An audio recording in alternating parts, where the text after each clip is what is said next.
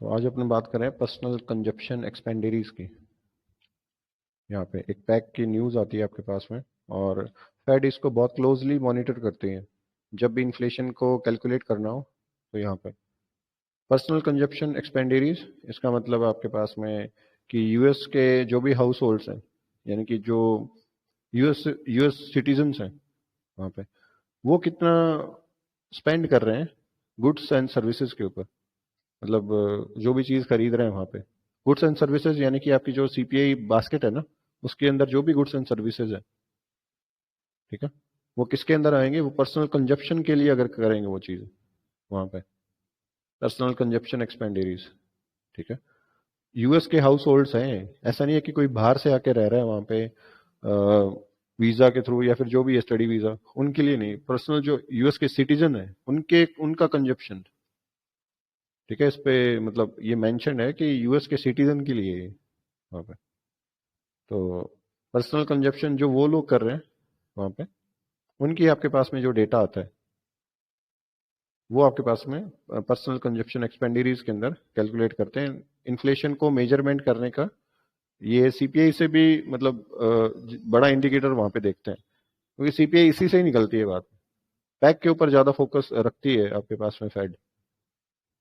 Job creation वगैरह लगभग उनके ऊपर भी इफेक्ट पड़ता है इसका। अगर पैक आपके पास में हाई है, हाई पैक होने का मतलब आपके पास में लोग ज़्यादा स्पेंड कर रहे हैं वहाँ पे, गुड्स एंड सर्विसेज को बाय करने के लिए वहाँ पे स्पेंडिंग आपके पास में हाई हो रही है, अगर पैक का डेटा आपके पास में ज़्यादा आ रहा है तो, ठीक है। अगर ये ज़्यादा प्रिंट हो रही है इसकी न्यूज़, तो मतलब पर्सनल कंजप्शन के ऊपर जो स्पेंडिंग हो रही है यूएस के हाउस होल्ड्स जो लोग हैं उनके द्वारा, वो ज़्यादा है।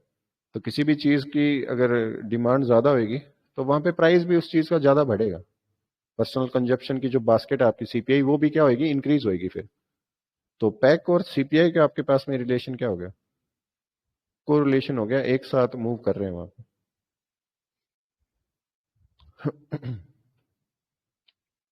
सीपीआई इंक्रीज हो रही है आपके पास में, तो क्या इंक्रीज हो रहा है? पैक भी इंक्रीज हो रहा है वहां पे। ये यूएस के जो लोग हैं सिटीजन, उनकी आपके पास में सीपीआई है, यूं कह सकते हैं इसके अंदर। और इसके अंदर भी दो चीजें होती है, दो न्यूज आती है शायद, एक पैक की आती है और एक कोर पैक आती है इसके अंदर। और कोर पैक जो आपके पास में आती है ना, उसके अंदर शायद ये आपके फूड एंड एनर्जी, ये आपके पास में हटा देते हैं। मतलब पर्सनल कंजप्शन के अंदर, इसके अंदर वो सारी चीजें रखेंगे, लेकिन इसके अंदर फूड्स और वो भी रखेंगे, एनर्जी जो भी यूज हो रही है वहां पे, और फूड की जो भी सर्विसेज है, आप जितना फूड के लिए आप स्पेंड कर रहे हो वो भी इसके अंदर कैलकुलेट होएगा, लेकिन कोर के अंदर वो चीजें हटा देते हैं। कोर पैक में वो दोनों न्यूज आती है। तो अगर आपके पास में सीपीआई हाई हो रही है इधर, तो क्या चीज हाई हो रही है? पैक भी आपके पास में इंक्रीज हो रही है। अगर फेड इनको देख रही है कि भाई ये दोनों चीजें बढ़ रही है यहाँ पे, अगर फेड इनको मॉनिटर कर रहा है इसके डेटा को, इन दोनों के, कि ये दोनों इंक्रीज हो रहे हैं, और इसके ऊपर क्या है? फेड का डिसीजन। यहाँ पे फेड इनको वॉच कर रहा है कि ये लगातार क्या हो रही है? इंक्रीज हो रही है यहाँ पे। तो आपके हिसाब से इंटरेस्ट रेट फेड को क्या करना चाहिए फिर? यहाँ पे अगर मॉनेटरी पॉलिसी का कोई डिसीजन हो, उसके अंदर मेन आपके पास में इन्फ्लेशन को कैलकुलेट करने का जो इंडिकेटर है वो कौन सा है? यहाँ पे ये है, पर्सनल कंजप्शन, सीपीआई।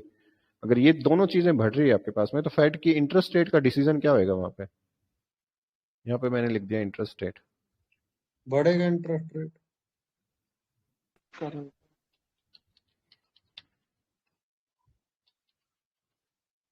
ठीक है, तो इंटरेस्ट रेट वहां पे क्या होगा?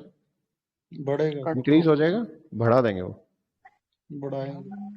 तो ये चीज समझ में आ रही है जो अभी अभी अपन ने पैक के ऊपर देखा, ठीक है, ये चीज है। तो ये ओवरऑल है क्या आपके पास में? ये दोनों चीजें नजर रखती है कैलकुलेट तो क्या करके दे रही है? इन्फ्लेशन कैलकुलेट करके दे रही है ये जी। यहाँ पे।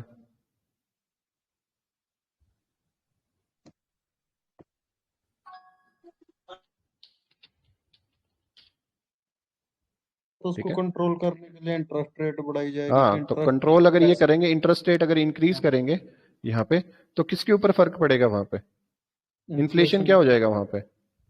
कम होगा। अगर मैं इसको इससे लोग रिलेट करूं पैसा यहाँ बैंक पे, में जमा करेंगे। ठीक है, तो इन्फ्लेशन बाद में क्या होने लग जाएगा, अगर इंटरेस्ट रेट बढ़ाएंगे तो इन्फ्लेशन कम करेंगे ना, वो कम होने लग जाएगा। ठीक है, क्यों होएगा कम? क्योंकि यहाँ पे जो भी लोग आपके पास में, यहाँ पे लोग ही तो हैं जो पर्सनल कंजप्शन कर रहे हैं। ये पूरी आपके पास में जो एक हट टाइप बनी हुई है, ये लोगों की स्पेंडिंग ही तो है यहाँ पे। तो लोगों की जो स्पेंडिंग होएगी, अगर इन्फ्लेशन आपके पास में अगर इंटरेस्ट रेट हाई हो जाता है बाद में, तो जो लोग हैं अपनी स्पेंडिंग कम कर देंगे। ठीक है, ये वाली।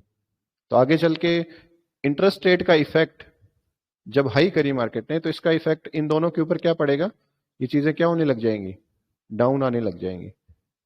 पैक और सीपीआई, यानी कि इन्फ्लेशन डाउन आ रहा है तो ये भी डाउन ही आएंगी यहाँ पे दोनों। ठीक है, यहाँ पे इस टाइप से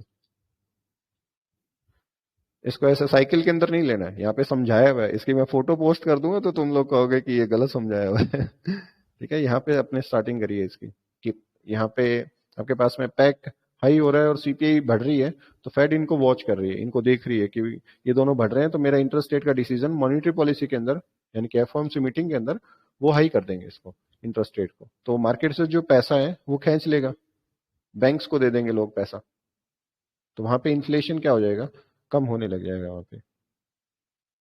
ठीक है, बोरोइंग कॉस्ट आपके पास में इंक्रीज हो जाएगी ना वहां पे। तो इसके अंदर किसी को डाउट है, पैक से लेके सीपीआई, इंटरेस्ट रेट, इन्फ्लेशन, तो पूछ सकता है।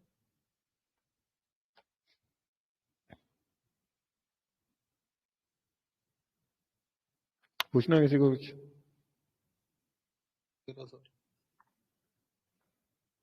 ऑलराइट, मतलब समझ में आ रहा है, इजी है टॉपिक, कोई ज्यादा हार्ड नहीं है अगर अपने इजी तरीके से समझ रहे हैं इसे तो।